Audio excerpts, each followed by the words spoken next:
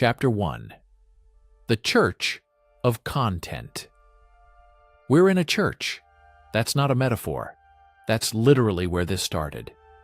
Greenville, North Carolina, the Bible Belt. When I began building studios, there were no warehouses here, no production facilities, nothing. But there were churches. So we bought one, tore out all the pews, ripped out the rows of seats where families had sat for decades, and we turned the whole thing into a studio. That's where we started filming. And then the videos grew, and the church wasn't big enough. So we built a new studio and converted the church into a thumbnail gallery. Now it's one of 4 dedicated thumbnail rooms. Think about what that means for a second. 4 rooms, just for thumbnails. When you're watching one of my videos, what you see in that thumbnail took an entire team, an entire dedicated physical space, and an entire system to produce. If I had to travel to every real location just to take thumbnail photos, I'd be doing it 5 hours a day. So instead, if the video needs a beach, we pour sand on the floor, we put up a high camera, I lie down, we shoot 40 variations, done. I get a year's worth of thumbnails from a single hour in Greenville. That's the reality behind the thumbnail you clicked on. Chapter 2. The $120 million machine. I'm going to spend $120 million on content this year. That number is real.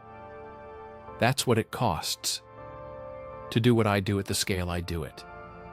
That's buying private islands, building cities from scratch just so I can film inside them for a week, creating entire environments that exist for the sole purpose of generating 60 minutes of footage that will be compressed into a video. But the spending is just the visible part. What most people don't see is the infrastructure underneath. 6 years ago, I started building internal tools, analytical systems that YouTube itself doesn't have access to. I was tracking data that didn't exist anywhere else.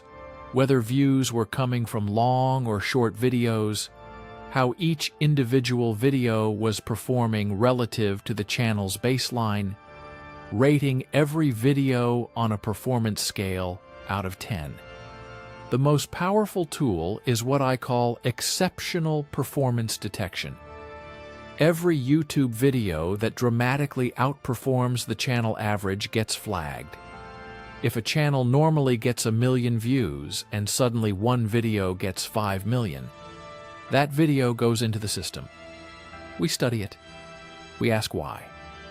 And from that data, ideas emerge. That's how $1 versus $1 million hotel was born. I saw cheap versus expensive comparison content spreading across every format on YouTube, beauty channels, gaming channels, cooking channels. When something works across multiple formats simultaneously, that's a signal. The audience is telling you something. So I didn't copy any single video. I took the signal, amplified it by a factor of 1,000, and made it mine. 2 years ago, I decided to take everything I'd built for my own channel and give it to small creators. It cost more than $2 million to turn my private tools into a public platform. That became viewstats.com. 12 more tools are coming. The free version alone is better than anything that existed before. Because I genuinely believe that if I can give a kid in his bedroom the same data advantage I had after 6 years of building infrastructure, the whole ecosystem gets better. And if the whole ecosystem gets better, I get better. Everything is optimized. Everything is measured. Nothing is accidental. I want to be the most subscribed channel on earth. I've spent 14 years building toward that. YouTube runs in my blood. There's something meaningful to me about a single content creator. Someone who started alone with a camera at age 11, holding that top spot instead of a company with 1,000 employees. I'm not diminishing them, but there's a symbolism there I care about. Chapter 3: The Obsession and the Cost. Here's what nobody tells you about building something like this. You don't think about it some of the time. You think about it all of the time. There is no off switch. When I'm on set, I'm thinking about YouTube. When I'm not on set, I'm thinking about YouTube. My girlfriend knows this. My team knows this. I know this. That's not something I'm proud of or ashamed of. It's just the current reality of what this requires. I have a secret Instagram account. Most people don't know about it.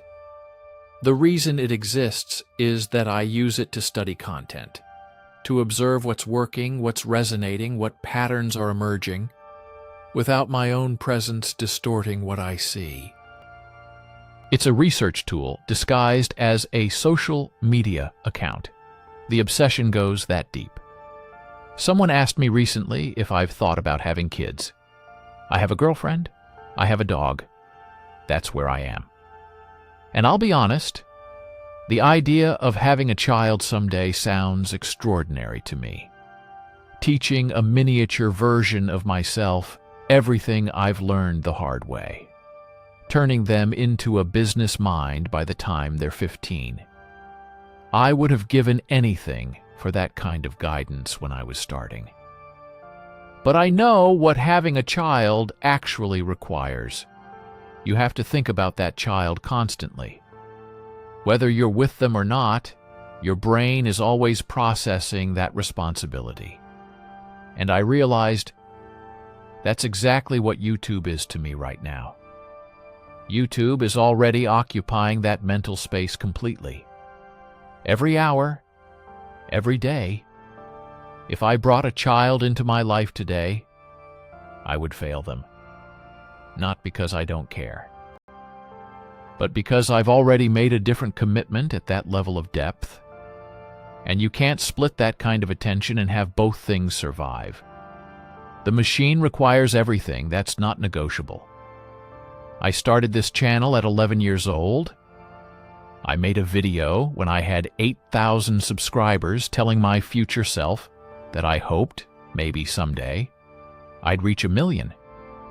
That video unlocks in 15 months. When I filmed it, 1 million subscribers seemed impossible. Now I'm approaching the top of the entire platform.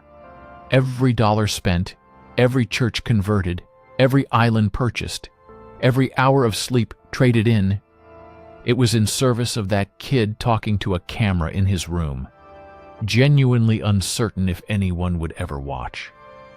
I made a promise to that video. I intend to keep it.